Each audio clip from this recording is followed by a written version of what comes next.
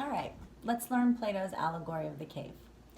So, I have drawn my own rendition of the cave. I'm not an artist, but I think it is helpful to kind of illustrate what's going on with this whole cave story that Socrates is teaching his student Glaucon. And you've read the entire text now, so this is just to kind of help you facilitate the visual understanding of what exactly they're talking about in this allegory as regards to freedom of the mind and education, and how education really frees us, like very literally, in this story. And so, speaking of people who are not free, Socrates says to Glaucon, imagine there is a cave, and in this cave there are prisoners here who have been here since birth, okay? And they don't know the outside world. They're deep in this cave. They are chained to each other by their necks, as you can see here. And they are chained by their hands, by their ankles. They can't even move, so that if one of them turned their head, they would all have to turn their heads. So they're very much prisoners, or like slaves, captives in this cave. Now, the only light that they've ever known in this cave is the fire, okay? The fire is in the very back of the cave, and as you know, firelight is very different than sunlight, right? It flickers, there's heat, different kind of heat, there's even a scent that's attached to it when we smell fire, so very different kind of light than we would get from the sun, which we're gonna get to in a second. These prisoners are being taught, though, in this cave. They have a teacher. And the parapet that Socrates is mentioning is just kind of like this table or this large platform or podium, just like a typical teacher would teach from. And here's my little teacher, my little stick figure teacher. And the way that he teaches these prisoners is by using shadows, all right, to show the prisoners objects, and then he teaches them what these objects are. So he puts these shapes in front of the fire. Let's say the first thing he's showing them is a book. All right, and the fire is catching the object. Now the shadow is now being projected. Let's imagine this is the screen, some blank wall that's in front of the prisoners. Now, as you can imagine, if I put up a book, right, in front of a shadow, it doesn't look like a book anymore. The shadow becomes very distorted. By the time the shadow becomes here, it's just kind of like this big amorphous, basically rectangle shape, maybe not so perfect, and it's all dark. You can't really see dimension on it. You can't really tell the weight of it. You can't feel it in any way, right? So it's just this kind of blobby image. But the professor or the teacher here, he says, this is a book, all right, for example. And the prisoners say, oh, book. Okay, that's a book. So now the prisoners are associating this blobby amorphous shadow with the word book, all right?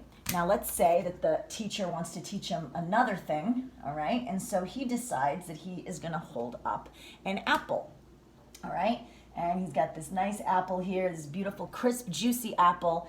And he teaches the prisoners, and he says, this is apple, right? And the prisoners say, oh, apple, all right? And then by the time the shadow of the apple shows up on the screen, it's like this big thing, right? Who knows what it looks like a flattened pumpkin practically, right? But the prisoners imagine that this now shadowy, big, amorphous figure with this little stem poking out is apple, okay? That word, apple. Now, this is how they're learning things. And Socrates says that this is not them learning actual truth, capital T, the ideal absolute truth, but they're just learning shadows of truth, right? And in essence, the illustration is showing you, right? These are not really apples and books they're learning, but what a shadow of an apple or what a shadow of a book looks like. So now imagine one of my friends right here. Okay, he escapes. All right, and here you'll see in the diagram, this is called the ascent to sunlight. All right, and the ascent to sunlight is any direction out of the cave into the real world. The first thing that my friend sees is the sun. All right, and now the sun is big and bright, and he's never seen natural sunlight before. So naturally, there's this long discussion of what happens to his eyes. All right, and the eye discussion is kind of an analogy for what happens to us when we hear the truth for the first time. So imagine you're in a movie theater and you're in the darkness for a long time, and you open that door to the parking lot and you're like, whoa, the sun is so bright, you almost forgot it was daytime, right? So the sun is shining this huge light, and our prisoner who's escaping, he sees it for the first time, and he's like, oh my gosh, what is the natural physical inclination when you see really bright light, well, your eyes actually shut down, right? You may cover them, you may filter them a little bit, but your eyes could even start to tear if the light is too bright. It's a physical reaction that our body has to protecting our eyes when we see bright light very quickly, all right? And Socrates likens this idea to our mind when we are approached with the truth, capital T, very quickly. If I was in a cave this whole time learning about apples and books being these kind of shadowy shapes, and someone actually showed me one, I would be very hard to imagine that I would agree with them right away, right? And so let's pretend that our friend sees the sunlight, and then by the time his eyes adjust, he sees me, and I am sitting under the tree, and I'm reading my book, and I am eating an apple, okay? And I know I'm a terrible drawer, it's okay. So he sees me, and he says, that's a person I've never seen before. That's interesting. He's curious. He's taking in his surroundings, right? He can see that there's grass. He sees that there's a couple of flowers. He sees maybe a couple of birds in the sky. It's taking him a while to take in this new world, and he really is just kind of digesting and absorbing everything that he sees. He finally builds up the courage to walk over to me, and I see this strange prisoner coming towards me, and he says, hey, what's that in your hand? And I say, oh, this? Well, this is a book. And he'll be like, wait a minute. I know what book is. I was taught book. I may have lived in a cave my whole life, but I know what a book is, right? And I'm like, well, what do you think a book is? And he's like, well, it's not this. And I said, well, here, look at it.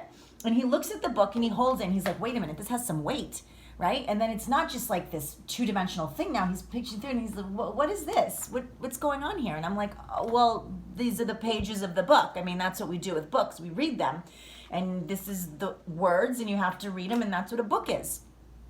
Now, he's never heard of this before, but I'm pretty convincing because I feel pretty firm in what I think the truth is, and I know that this is a book, right? And I know there's many books like this and not like this all over the world, but he's never seen this kind of book. And yet I'm using the same words that he's used in the cave, right? I'm using book, B-O-O-K, all right? So I'm using the same language, but I'm pointing to something completely different.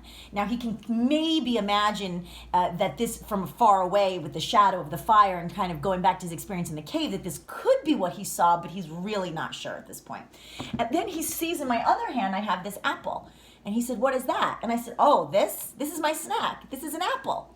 And he's literally, now his mind is blown. He's like, what are you talking about? I know apple. I know apple. I know what apple looks like. Apple is way bigger than that and way darker. And why does it look so delicious?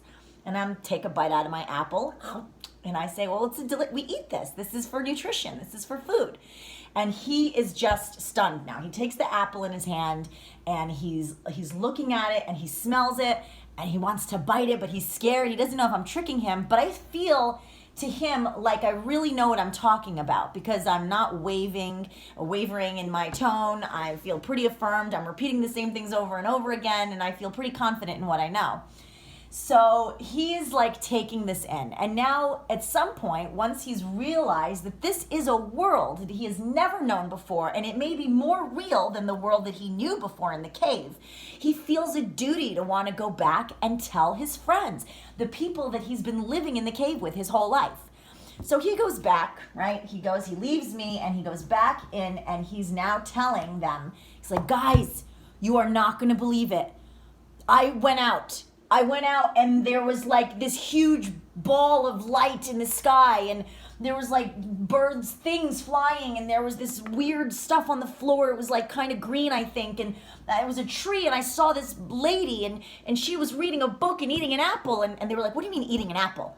What do you mean reading a book? They didn't understand. They know what book and apple points to, but they don't know what it really is. They don't know the truth about it. So now, just as when someone is telling us the truth for the first time in our lives that we've never heard before, we immediately reject it because it is an affront to everything that we have learned. It could be an affront to our parents, to our teachers, to our mentors, to our religious leaders, all of these things that we have learned that might just be shadows of the truth rather than the actual truth. And so his immediate feeling with me was to reject it, and then when he goes, he understands that their immediate feeling is to reject the truth too, but now they're angry at him They're angry at him because what he's telling them literally makes it as if their whole lives were a waste, as if they never knew what was real anymore, and now they're getting scared. Because humans need to know what is real and what we can trust in order to survive. So when he brings this truth back into the prisoners of the cave, they mark him and they say, no, he's not good anymore. He's not with us. He's not on our team. And in fact, he's so dangerous that we have to kill him. And so what Socrates is teaching Glaucon and Plato is that we are naturally rejecting truth when we first come to it. And that our duty is to educate ourselves so that we don't stay in the cave. And in fact, in real life, we're really not prisoners. We're not shackled anywhere, stuck anywhere. But we can be in our mind. We can be attached to things in our mind that we don't want to hear anything outside of. They could be religious ideas. They could be philosophical ideas, political ideas, economic ideas, personal ideas. And what Socrates is imploring us is to say, if you don't leave the cave that you're in, whatever cave it is, whatever truth that you are holding so tightly that you refuse to doubt it in any way, then you will never be sure of what is real. You will never be sure of what is true. And in fact, the whole point of being able to educate yourself in the allegory is saying that our education in this life actually supplements our eternal souls and allows us to achieve enlightenment, which in the allegory is simplified by the sun, the light. If you've ever heard anybody say, I've seen the light, what they're saying is, I know the truth now. Right? And then those people who have the courage to leave the cave to find out the truth, they absolutely have the duty to go back and to free the minds of everybody else, even if they're immediately rejected and even threatened by doing so. But the point of it, Socrates says, is that those people that are courageous enough to do it, those are to be our state heads, the statesmen, the ideal leaders who are going to lead and uplift the populace into the ultimate truth of what life is. Talking about those Platonic ideals, like the ideal love and patience and justice, things that the Greeks knew that we may never see in our lifetime or lifetime of lifetimes on this planet. But if we don't mark the bar very high for ourselves, then it will be a shame that we will never really reach our true potential. And so I hope that helped you understand the allegory of the cave.